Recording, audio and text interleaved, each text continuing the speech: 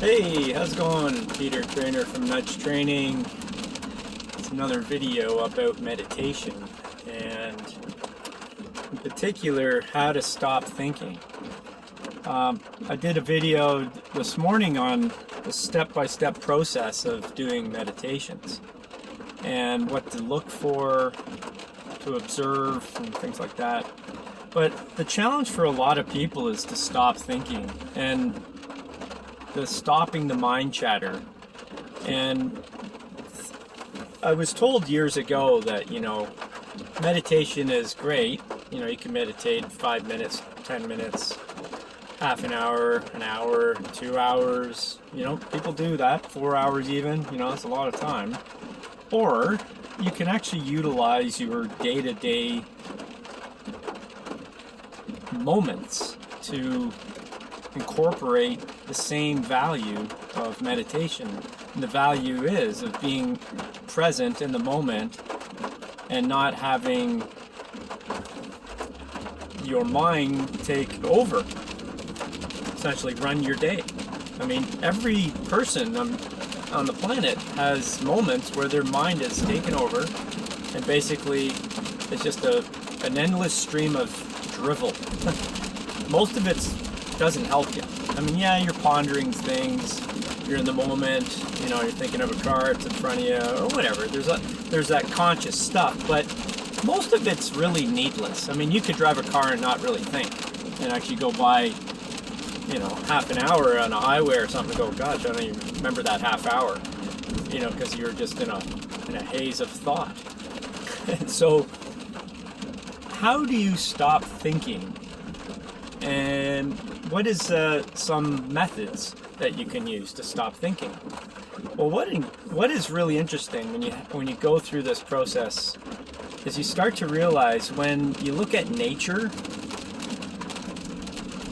you stop thinking.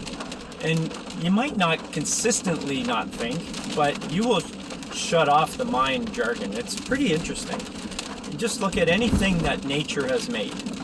So not a building, not a road, no construction, no railings, nothing that you can see man-made. It could even just be a piece of sky. Look at the sky, look at a tree, look at the grass, look at an insect, look at an animal, and you'll drift off into a peaceful state. It actually is quite easy to do, and you can play with it.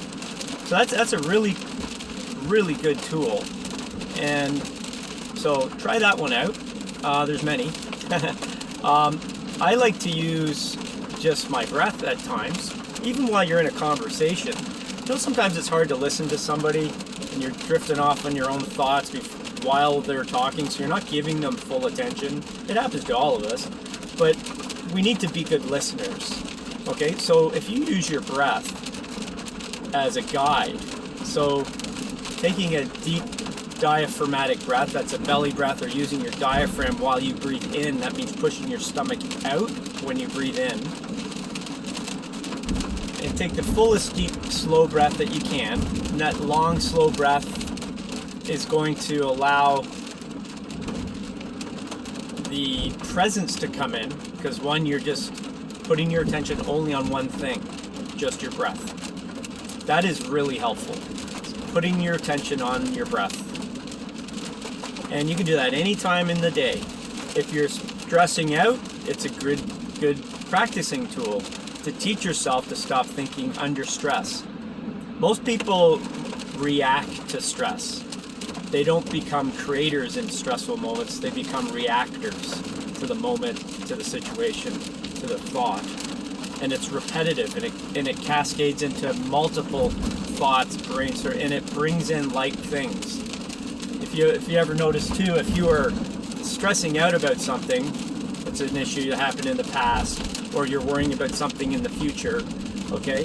Those things will attract other similar feeling things. You'll recognize if you do it, now that you have something to think about when I say, you will see that you start attracting other past memories or future fearful thoughts that are completely different. So like the body is it's incredible what the mind does. All right. So anyway, so the point is to breathe. Focus on your breath, the in and the out breath. Just be present with it, observing.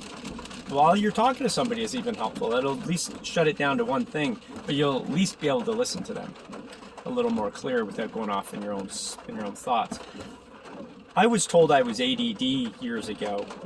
I don't believe I am. I just think I needed to learn how to be present in what I'm telling you right now. And that, let's say, diagnosis was really a blessing that actually allowed me to be cognizant of what my mind is doing, but also help me find tools to not do that. And that's what I'm presenting to you. It's just really, most people can be ADD in moments of their life. And it's just a matter of where you put your attention. So where you put your attention, it grows. You just build on like thoughts, like I was saying, and it just cascades. It could be your whole day, month, year, just doing that. So that's another one. Another one is touching your body. You can just touch a place on your body and put your attention on the feeling or the awareness of that body part. So I just like to say touch your belly with my clients, or just touch your thigh. So you're just putting your attention there. You can put the feeling of that. Another really good one actually is your palm of your hand. Actually, that's a real powerful feeling area in your body. You'll feel a hollowness, a heat, a tingly,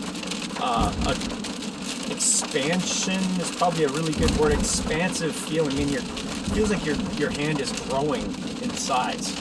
It's really an interesting perspective. But just putting your awareness there is another way that you can bring your attention out of your mind and stop thinking. There's really a lot of ways. I find these methods to be super useful. I do them all the time, actually, if I find them and it just becomes a habitual thing, and therefore I don't react anymore to the fear as much sometimes. Fear or troubling thoughts. And we all have shit going up and down in our life going on that we can get caught up in or not. And so the awareness of the moment brings you in is really critical, and that's what all this is doing. It's bringing you to this present moment, not a future moment, and not dwelling on a past moment. It's being present in this moment, in this moment, in this moment, and consistently being present.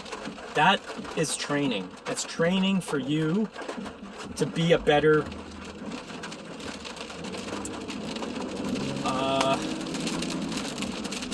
it's going to give you so many things. I mean, I can't say it's just one thing.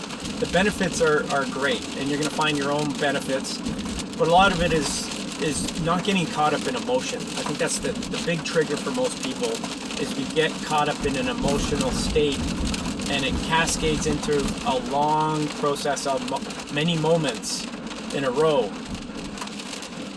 of a not good feeling state. And it can be many. There's many of those feelings that we can have: pain, anger, suffering, worry, regret, shame. Oh, it goes on and on, right? There's so many things. Self-judging. So this is a very important topic, and I think once you see what I'm saying and start to practice it on your own, you'll see more value for it and from it, and the reasons to do it more often. And it's the essence of what meditating is. But meditation can take you to other places that I was mentioning in my previous video. But the main thing I guess I wanted to present here in this video is that mind chatter and thinking is really a problem. It's a real big problem for a lot of people, for everybody on the planet. Everybody has this ability to get caught up in your thoughts.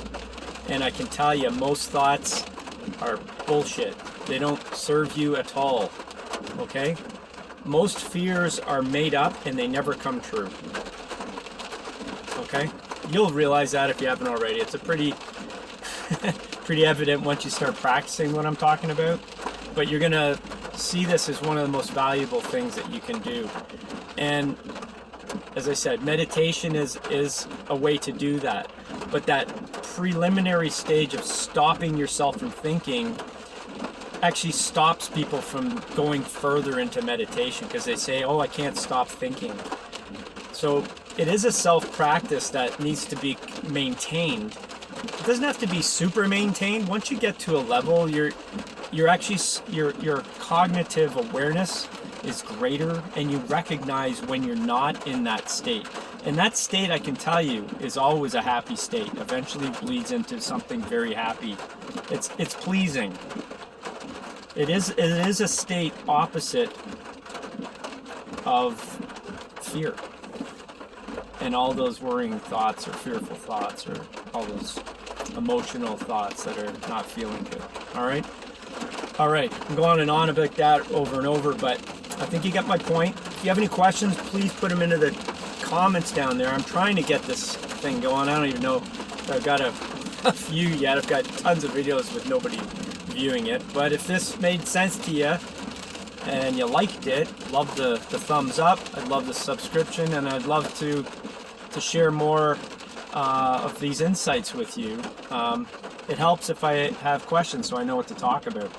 All right, all the best. Lots of love to you and your world and your families, friends, everything, and we'll talk to you in the next one. Bye.